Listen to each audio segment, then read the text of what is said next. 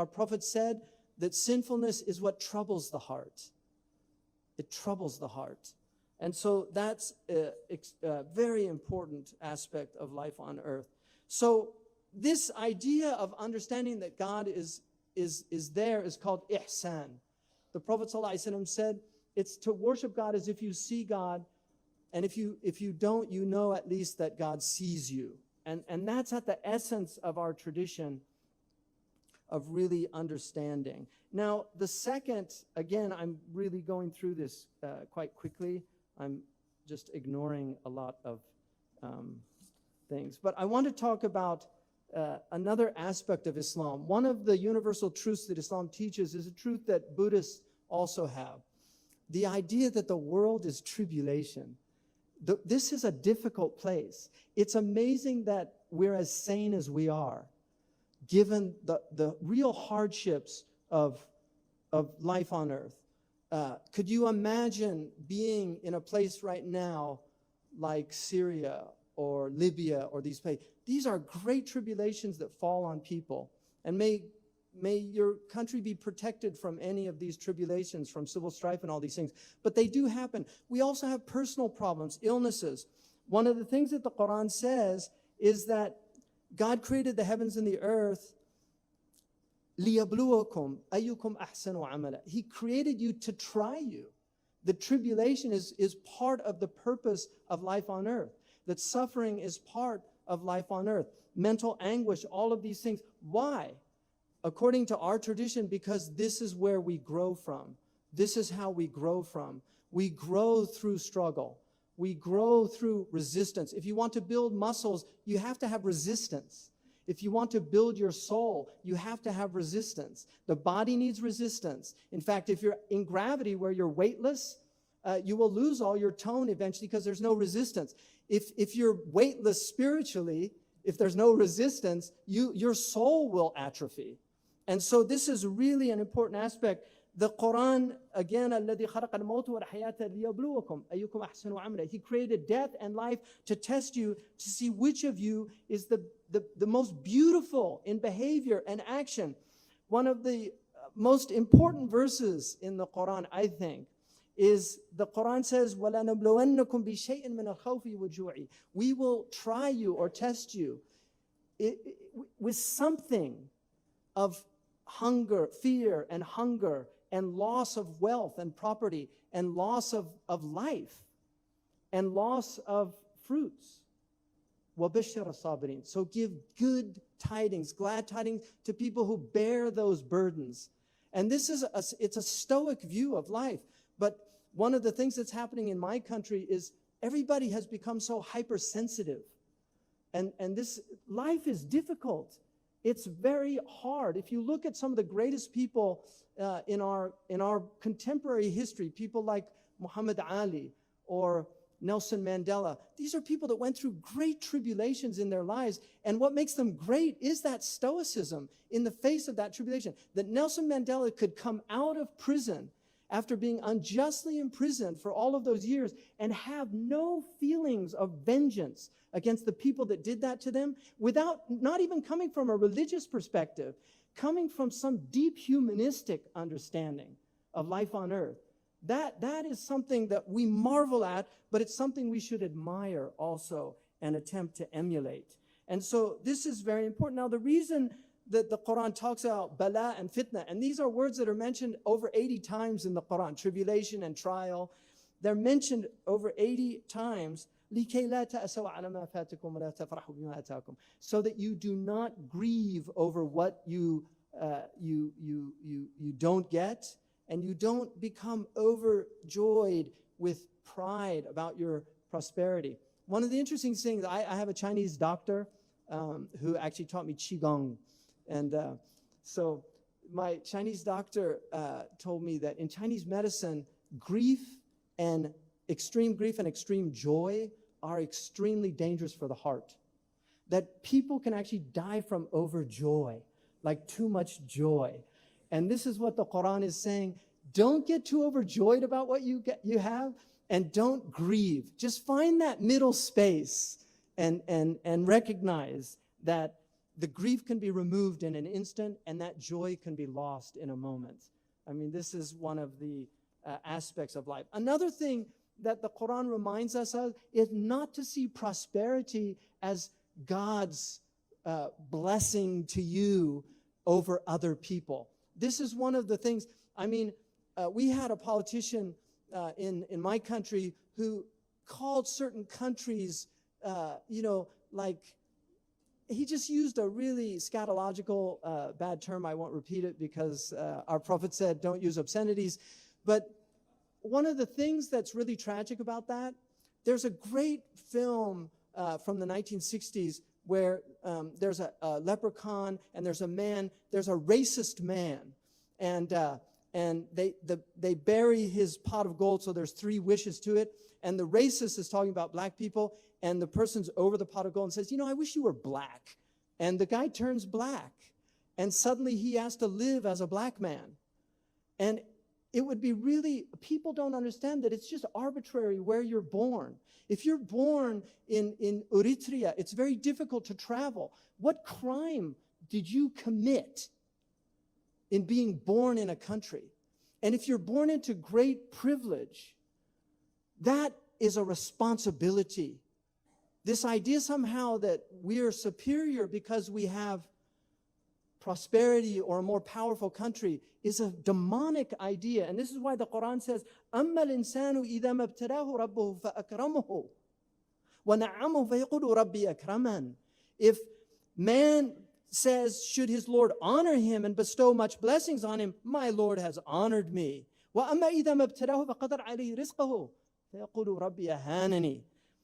And yet, if he tries him through constriction and privation, he says, my Lord has humiliated me. This is a false understanding.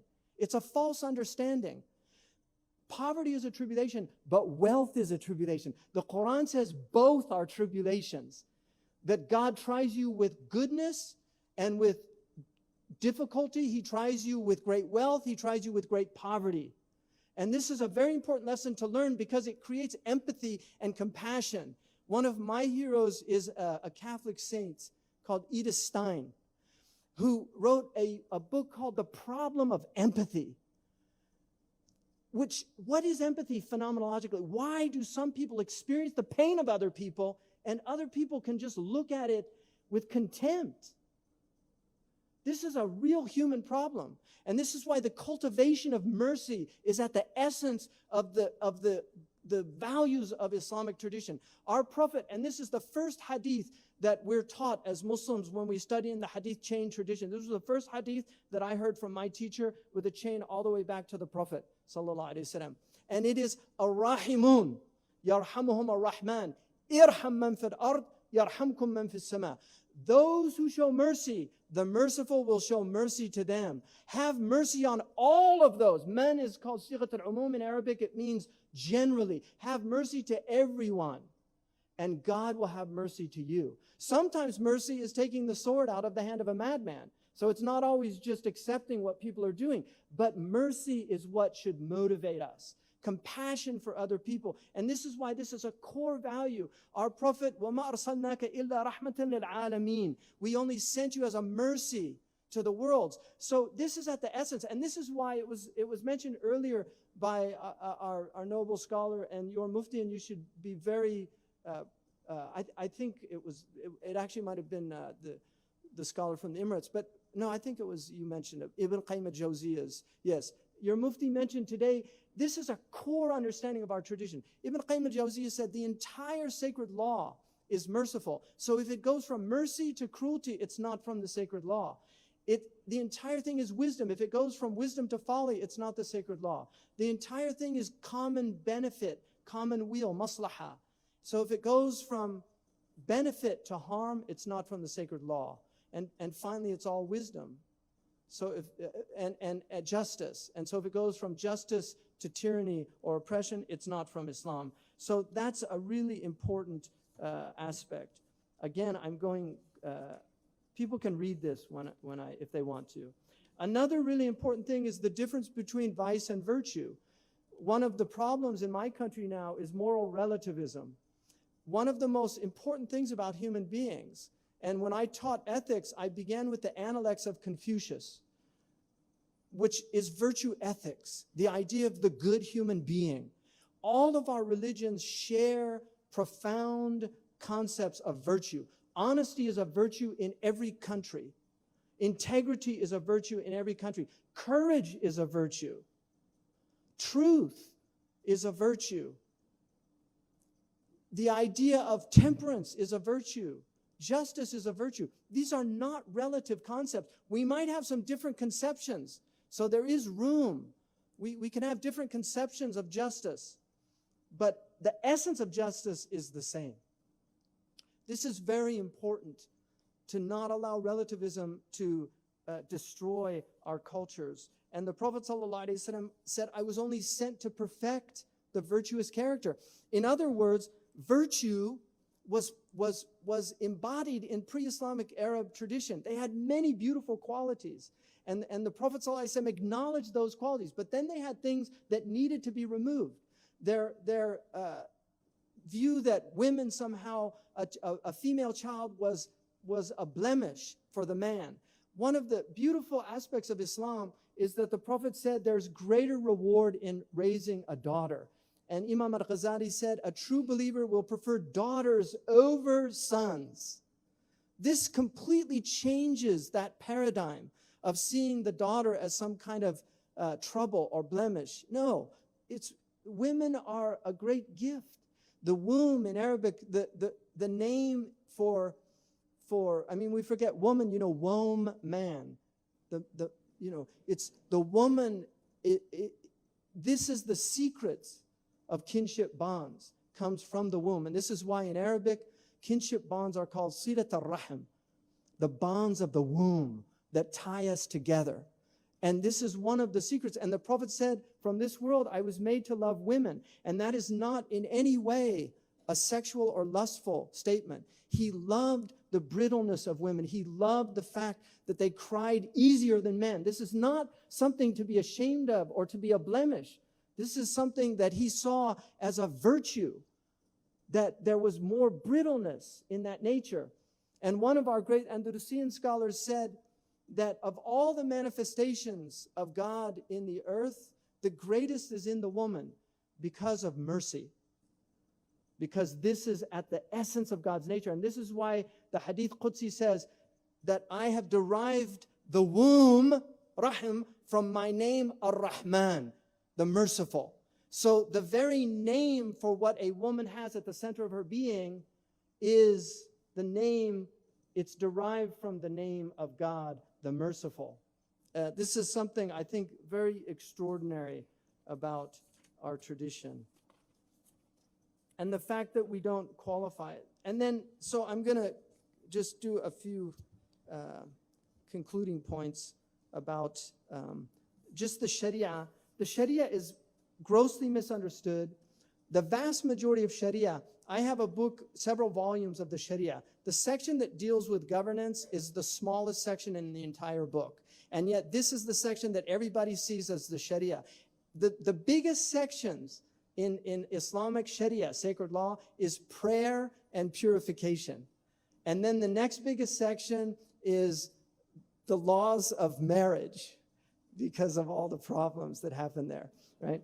But if you follow those rules, your marriages will tend to be sound. And believe it or not, the vast majority of the rules actually privilege the woman over the man. And I'll just give you one example.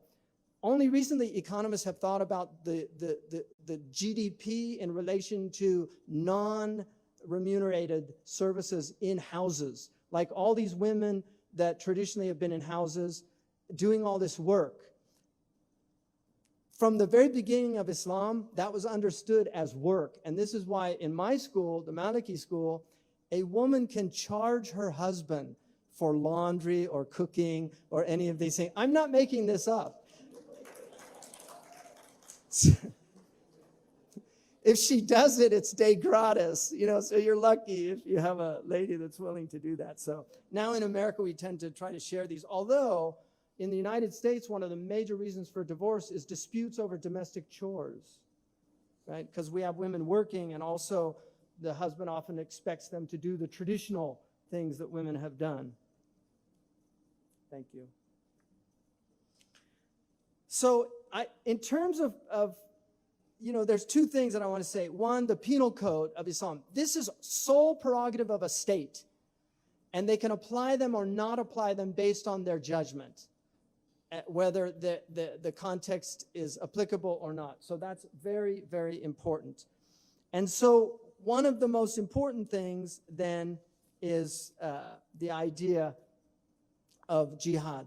Shaykh Abdullah bin Bayya says that in the early period of Islam, there was a debate about whether there was a preemptive type of jihad, an offensive jihad. He said, in the modern context, anybody that does not see the resolution of this debate and the prohibition of any type of offensive jihad is insane. And he also argues that jihad, in essence, in modern parlance, would simply be termed national defense. Just in terms of the military understanding of jihad, because there are also non-military understandings. But that is the sole prerogative of a state. Individual actors cannot do that. It's absolutely prohibited. And so these terrorist organizations that make these claims are making false claims.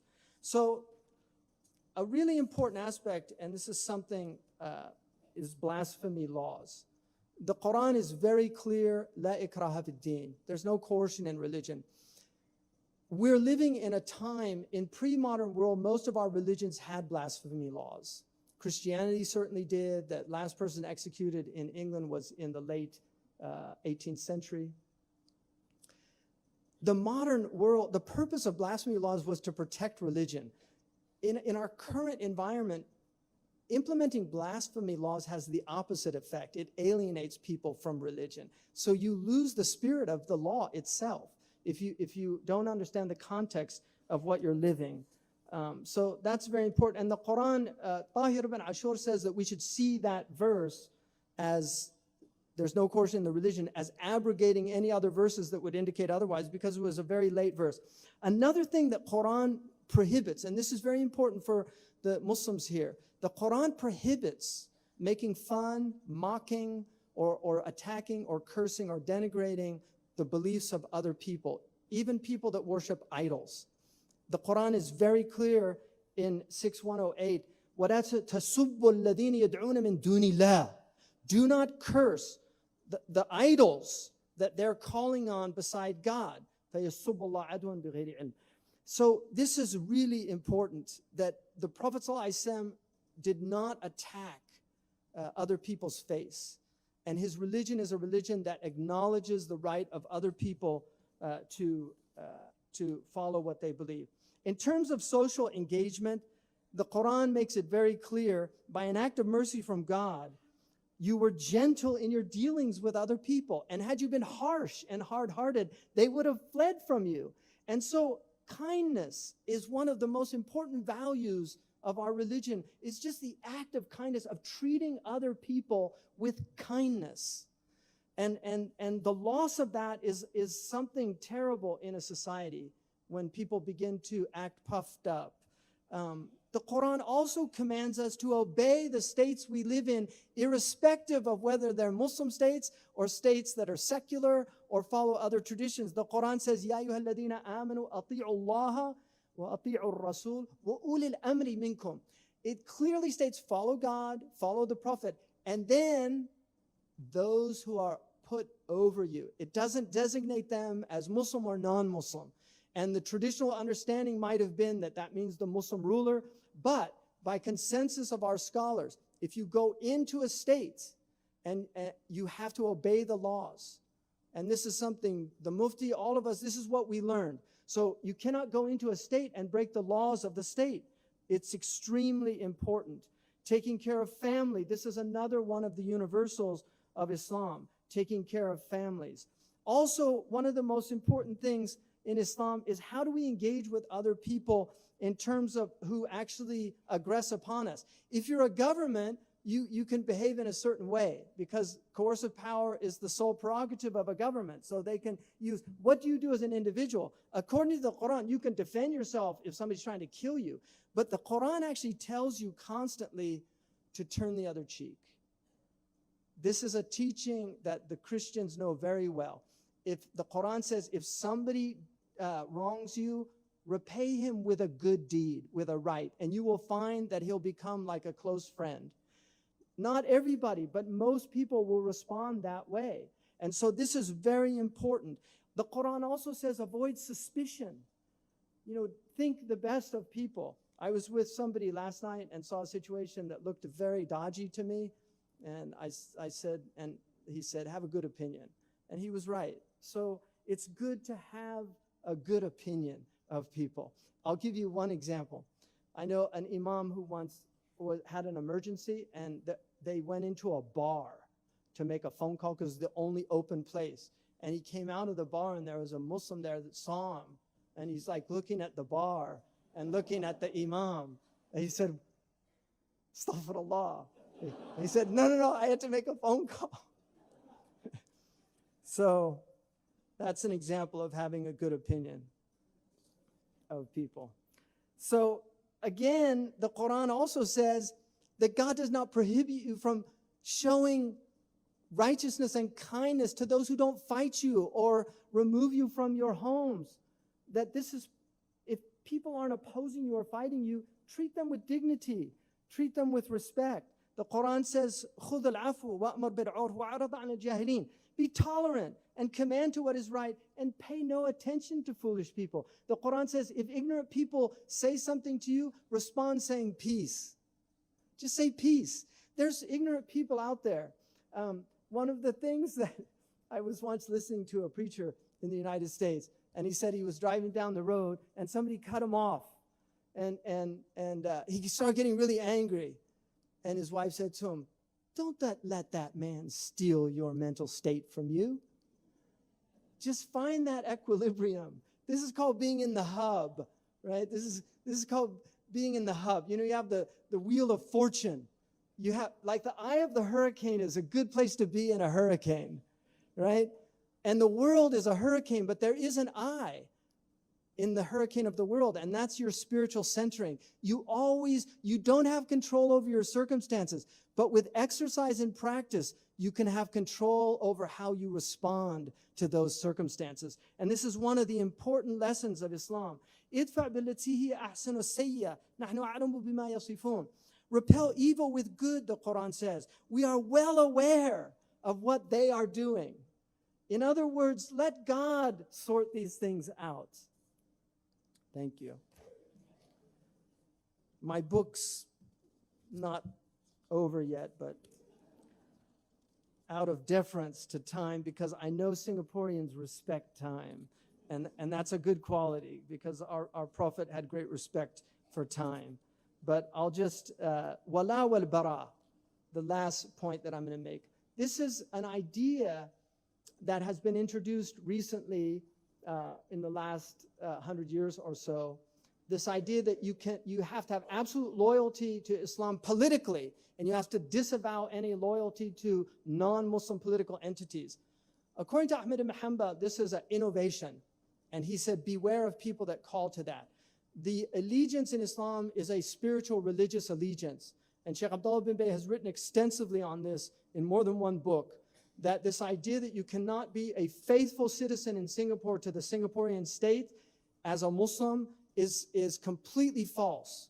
That Islam actually not only encourages you, but it obliges you to respect the laws and obey the laws in the state. And this is not modernism. This is the traditional understanding of our religion. And so, in conclusion, human interests by which we achieve order in this world, according to our usuli scholars of jurisprudence, and Shaykh Abdullah bin Bay is one of the greatest living ones. The first is warding off harm. And this is why in an Aristotelian understanding, we were given what's called the irascible soul. This idea of indignation and getting angry, it's to protect from harm. And it's a good thing if it's regulated by reason. So warding off detriments, which is known by legal theorists as necessities. The upshot of this is warding off harm from these 6 universals: the preservation of religion, of life, of intellect, of family, of property, and of honor, of human dignity. These are the great values of our religious tradition. And securing benefit, which is known to legal theorists as needs. Some of its subsidiaries are things like trade, leases, general benefits exchanged between individuals, and finally, adorning oneself with noble character traits. This is very important, accruing virtue, and this is something the Asian traditions are very profound traditions in doing this. Things like filial piety, things like honesty in business transactions. Confucius, if you go to the cemetery of the family of Confucius, there are tens of thousands of people in this amazing centuries of one righteous man who lived a righteous life, and his words live on. And just to honor him, I'll repeat one analect. Confucius, or Confucius, said, when everybody says this is good, that is bad. And there's a great wisdom in that. You always want dissenting voices, because they often see things that you're missing. God created us as triune beings with reason, will, and appetite. We are knowers, doers, and makers. Our knowledge occurs within the immaterial reality of the intellect, our ability to abstract. And the highest abstraction involves deriving the reality of an infinite, all-knowing source for this creation, who is one in essence, acts, and attributes. Hence, the purpose of reason is to know the truth. And then we're given our will to do the good, to ward off harm, to accrue benefits. And finally, we have beauty, that we have appetites that when they're healthy, they desire beautiful things. Our attraction to beauty is part of a healthy nature, and attraction to ugliness is part of a diseased nature. And so our appetites compel us to adorn our lives with compliments and family and healthy living and productive activities, such as making beneficial and enjoyable goods. Look at our word in economics, goods and services. These are beautiful concepts. Real goods, not apparent goods, real goods. Make things that are productive, that contribute to the common weal. Serve people in ways that are beneficial to your own soul and to their souls. And so this is realized through the useful and the fine arts, the hallmark of which expresses the beauty of a soul in union with the truth and committed to virtue. Truth, goodness, and beauty. These are the virtues and transcendentals that reflect our faith, deeds, and goods. In their restoration, we restore the three fundamental components of our religion. Iman, faith, which is rooted in truth.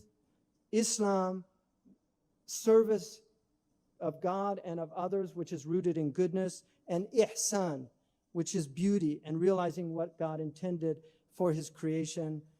I thank you very much, and I hope I didn't go on too long, but I appreciate your patience, and God bless you. I feel very honored to have given this 50th anniversary talk.